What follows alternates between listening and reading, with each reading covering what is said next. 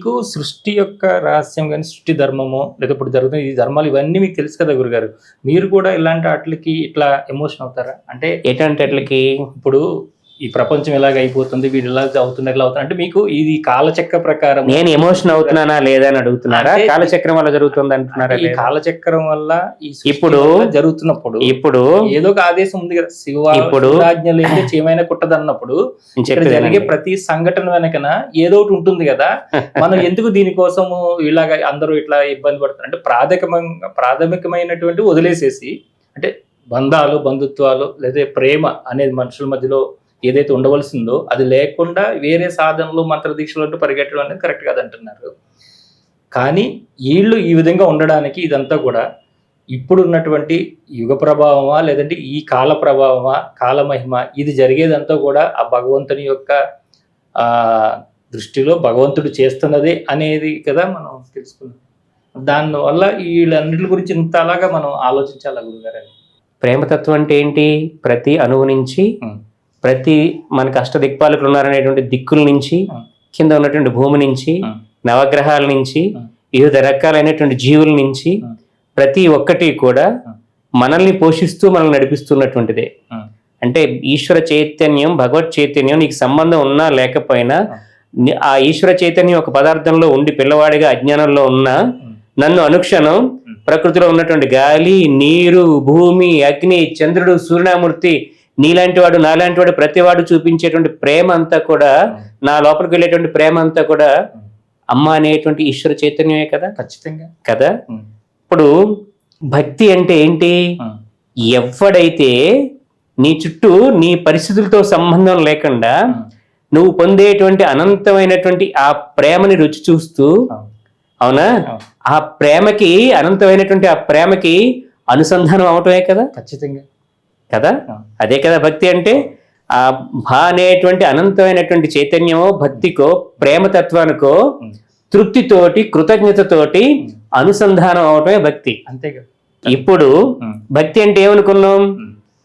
అరే నీకు అనుక్షణం నీ కోసం వచ్చేటువంటి, నిన్ను పోషించేటువంటి సూర్యరశ్మో, ప్రాణం ఇచ్చేటువంటి గాలిలో నువ్వు ఎన్ని ఎదో పనులు చేస్తున్నా, దాన్ని తవ్వినా, ఇంకోటి చేసినా, తనలోంచి పదార్థాన్ని ఇచ్చి నిన్ను పోషించి తనలో కలుపుకుంటూ తన కడుపులో పెట్టుకొని నువ్వు ఎన్ని వ్యధభాషలు వేసినా, తల్లి నన్ను ఉద్ధరించని నీ నుదుటిని ఆ భూమాతకి ఆంచి ఆమెను వేడుకుంటుంటే, ఆ తల్లి తన కడుపులో తన బిడ్డని ఎన్ని వ్యధభాష వేసినా బయటికి చెప్పకుండా ఉద్ధరించడం కోసం తాపత్రయపడేటువంటి భూమాతకి, నిన్ను పోషించేటువంటి సూర్యమూర్తికి, నిన్ను ఉనికిని కురిపించేటువంటి ప్రాణశక్తికి నువ్వు బయట ఎన్ని వ్యధభాషలు వేసినా, ఏం చేసినా, నెత్తి మీద ఒక చెంబుడు నీళ్లు పోస్తేనో, లేదా అమ్మా నన్ను ఉద్ధరించని చెప్పి ఆ జలంతో మునిగితేనో, భావరూపకంగా నువ్వు చేసినటువంటి సమస్త పాపాలని తీసి తనలో కడుక్కుంటూ పక్కకు వెళ్ళేటువంటి అనుక్షణం నిన్ను ప్రేమించేటువంటిదా నీకు ఉన్నతమైంది. దాని నుంచి నువ్వు గనక పక్కకు పోతుంటే నీ యొక్క సంస్కారం అనేటువంటిది, సనాతన ధర్మం అనేటువంటిది ఏమిటి?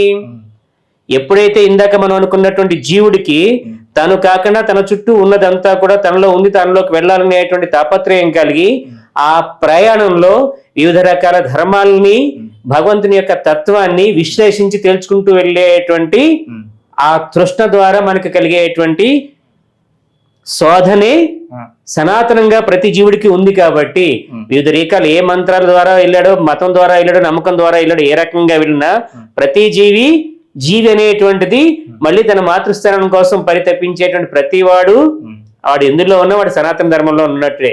జీవికి సహజంగా వచ్చినటువంటి ధర్మం, అవునా కదా. సనాతన ధర్మం అంటే అది. ఆ యొక్క ప్రయాణంలో భాగంగా వాళ్ళ యొక్క తపస్సు ద్వారా వాళ్ళు అనుభూతి పొందినటువంటి ఋషులు, మహాత్ములు ఈ యొక్క తత్వంలో ఈ విధంగా ఉందని వాళ్ళ అనుభూతిని మనకి పుస్తకం ద్వారా ఇచ్చారు. బుద్ధి ఉన్నటువంటి ప్రతివాడు మనం పోషింపబడుతున్నది ఎక్కడి నుంచో గ్రహించుకుంటూ ఉంటాడు, అవునా. ఎక్కడ బుద్ధి లేదో, ఎక్కడ ఆ ప్రేమని పొందలేనటువంటి బుద్ధిమాన్యం కలుగుతుందో దాన్ని విమర్శించి, ఆ చేసేటువంటి వాడిని కూడా విమర్శించి తను పక్కదారిపోతున్నటువంటి వాడిని చూసి జాలిపడాలా, ప్రేమతో దగ్గర తీసుకోవాలా వద్దా?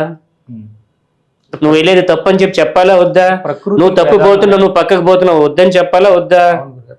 ఇక్కడ మీరు అడిగిన క్వశ్చన్ లో కూడా కొంత అర్థం ఉంది. దేశకాల పరిస్థితుల వల్ల విలువల రూపంలో ఉన్నటువంటి కొంత స్థితి ఆ జీవనం గడిపేసరికి కొన్ని వర్గాల్లో పుట్టినటువంటి అహంకారం, ఇందాక నేను చెప్పినటువంటి శరణాగతి వినయం అనేటువంటి స్థితి నుంచి పక్కకు పోయి అహంకారం పెరిగినప్పుడు కొన్ని వర్గాలకి ఆ ప్రేమతత్వం అందలేదు.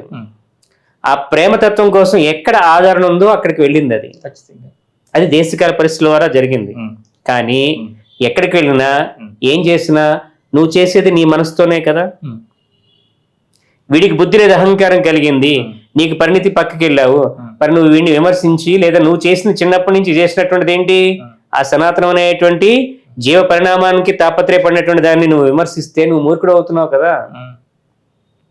సనాతనం అంటే హిందూ మతం, ముస్లిం మతం, క్రిస్టియన్ అయితే ఇంకోటో కాదు. ప్రతి జీవి ఈశ్వరంలో ఐక్యం పొందటానికి తాను పడేటువంటి తాపత్రయం. అవును, వాడు ఎక్కడ మారితే ఏమైంది అక్కడ అది పడుతున్నాడుగా తాపత్రయం. అవును, ఎక్కడ మారుతున్నాడో అక్కడ మారిన తర్వాత దాన్ని ఏం చేయాలి, అక్కడ ఇక్కడ ఈశ్వరత్వం అయినప్పుడు అన్వయించుకుని వెళ్ళాలి. దాన్నే కదా భిన్నత్వంలో ఏకత్వం అన్నటువంటి. పోయినా తను ఉన్న దాంట్లో తాను తృప్తి పొంది ముందుకు వెళ్తున్నాడు కదా గురుగారు. తనకున్న దాంట్లో తాను తృప్తి పడి ముందుకు వెళుతూ రెండవ దాన్ని కాదని అనుకున్నప్పుడు, రెండవది మీరు మీ ప్రయాణంలో మీరు అనంతమైనటువంటి జ్ఞానాన్ని పొందారు. మీ వారసుడో మీ తిన్నవాడినటువంటి వాడో మీరు ఏదో తిట్టారనో కొట్టారనో మీ దగ్గర ఆదరణ లేదనో మీ దగ్గర నుంచి ఇల్లు వదిలి వెళ్ళిపోయి ఇంకోటి ఏదో పొంది నన్ను వాడు తిట్టాడు కాబట్టి నేను పొందుతున్నాను అని చెప్పని మీరు పొందినటువంటి అమూల్యమైన దాన్ని కాకుండా పనికిరాని మట్టి గడ్డలను బేసిక్ ఒకటే అయితే దాన్ని తీసుకుంటూ మిమ్మల్ని విమర్శిస్తూ ఉన్నాడు అనుకోండి, మీరు ఏం చేస్తారు? అవునండి, ఎందుకంటే నేను ఈ మార్గంలో బ్రహ్మతత్వం తెలుసుకుని ఉన్నాను కాబట్టి. బ్రహ్మతత్వం ఏదో మనం చూడలేదు, అమూల్యమైనటువంటి జ్ఞానం అనుకోండి. నేను బ్రహ్మతత్వాన్ని తెలుసుకున్నాను కాబట్టి వాడు చేసేది వాడి కర్మ ఫలితంగా వాడు చేసుకుంటున్నాడు తప్ప నాకు సంబంధించింది కాదు అనే విషయం నేను గ్రహించి నేను వదిలేస్తా. ఇక్కడే వచ్చినటువంటి ప్రాబ్లం ఏంటంటే, మీకు గురుస్థానంలో ఉన్నటువంటి వాడికి ఈశ్వరుడికి స్థానం ఏంటంటే మీరు వదిలేస్తారు. కానీ ఈశ్వరత్వాన్ని పొందినటువంటి వాడు ఏం చేస్తాడు, వాడిలో ఉన్నది కూడా నేనే కదా. కాబట్టి వాడికి ఆ ప్రేమను అందించడానికి ప్రయత్నం చేస్తాడు. ఏ ప్రేమని? మనం ఏదైతే ఈశ్వరత్వంగా పొందినటువంటి ప్రసాదం ఇందాక ఏదైతే ఉందో ఆ ప్రసాదాన్ని వాడికి అందించడానికి అనుక్షణం తాపత్రయపడుతూనే ఉంటాడు. అందుకోసమే ఆశ్రమ వ్యవస్థలు ఇవన్నీ రావటము. ఇంకొకళ్ళ వాడిని చిన్న చూపు చూడటం కాదు, ఎంతో సిన్సియర్గా ఎంతో శ్రద్ధగా చేసి వాళ్ళలో విలువలు కాపాడినటువంటి వాళ్ళు ఎంతో మంది ఉన్నారు ప్రతి మతంలోని.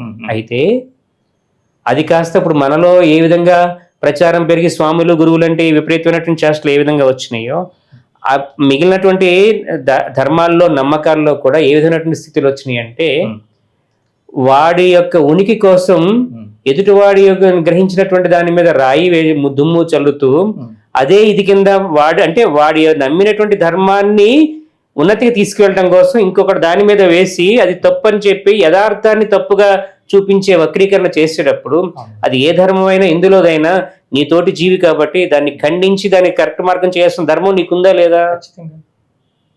అదే కదా నేను మాట్లాడింది. ఇందాక మాట్లాడినటువంటి మాటలో ఉన్నటువంటి అంతరార్థము, నన్ను ఈ కులానికి చేయి ఈ మతానికి చేయని చెప్పలేదు. ఇప్పుడు జోర్డాన్లోనో లేకపోతే ఇంకో చోటో లేకపోతే లూథియాలోనో అక్కడ పుట్టిన చోట అక్కడ మంచి చెడులు జరుగుతున్నాయి. కాల ప్రమాణంలో పరిమాణంలో ఒకప్పుడు ఒక చోట గొప్పగా ఉన్నది, తర్వాత మళ్ళీ మరుగున పడుతూ ఉంటుంది, ఉన్నతత్వం కింద పడుతూ ఉంటుంది, వాళ్ళు బళ్ళు అవుతుంటే దేంతో విమర్శించుకోగలుగుతాం? విమర్శించలేం. నీ ధర్మం ఏంటో నీ ప్రయాణం ఏంటో నువ్వు ఎంత చేయగలిగితే నీ యొక్క పాత్ర నీ ప్రమాణం అంత పెరుగుతుంది. నీ పాత్ర ఎంత పెరిగితే నీకు ప్రసాదం అంత లబ్ధం అవుతుంది. ఎందుకంటే నీ ప్రాప్తం అనేది పెరుగుతుంది కాబట్టి. అర్హత పెరుగుతూ ఉంటే ప్రసాదం లభిస్తుంది. ఇప్పుడు అర్హత లేదు ప్రసాదం కోసం అనేటువంటిది కాకుండా గురువు అనేటువంటి స్థితిలో ఉన్నటువంటి వాడు కేవలం మీకు ఇంకా తెలియదేమో నేను చెప్తాను. పూర్వం అనుకున్నటువంటి ఋషుల్లోని గురువుల్లోని అందరి దగ్గర కూడా అన్ని ధర్మాల్లో ఉన్నటువంటి వాడు శిష్యులు ఉంటారండి. ఎందుకుంటే ఇప్పుడు ప్రతి చోట ఉన్నారు గురు. అంటే ఇప్పుడు మీ దగ్గరికి వచ్చిన వాళ్ళల్లో మీ మాట వినని వాడు ఎవరైనా ఉన్నారనుకోండి, మిమ్మల్ని కాదని వ్యతిరేకించి వెళ్ళిపోయిన ఉన్నాడు అనుకోండి, వాళ్ళ మీద గురువుకి ఎలాంటి భావన ఉంటుంది? వాత్సల్య భావం ఉన్నప్పుడు ముందు వీడు సరిగ్గా చేయట్లేదు ఇలా ఉంటున్నాడు అని చెప్పిన కోపంతో ఒక తిడతాం. దాన్ని వాడు యాక్సెప్ట్ చేస్తే మనం తిట్టు వల్ల వాడికి ఉన్నటువంటి చెడు ఫలితం పోయి దానికి మనం తిట్టిన తిట్టుకో భయానికో వాడు భయపడి నిజంగా వస్తే, హెచ్చరింపుతో భయంగా వస్తే ఉద్ధరింపబడతాడు. గురుగారు మూర్ఖత్వంతో మొండిగా రివర్స్ చేసి వెళ్ళిపోతే వీడికి ఇంకా టైం రాలేదు, వాడికి ప్రాప్తం వచ్చినప్పుడు వస్తాడని చెప్పి అనుకుంటాం.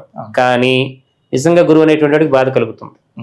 తనలో ఉన్నటువంటి ఈశ్వరత్వంగా భావించి ఆ ప్రేమలో ఉన్నటువంటి వాడికి అరే వీడు ఆ ప్రేమని పొందలేకపోతున్నాడే ఇంత చేసినా దీన్ని చేసుకోలేకపోతున్నాడు అనేటువంటి గురువు శరీరంతో ఉన్నప్పుడు ఈశ్వరంతో మమేకమైనా కూడా శరీరంతో ఖచ్చితంగా ఎంతో కొంత బాధపడతాడు. అవును.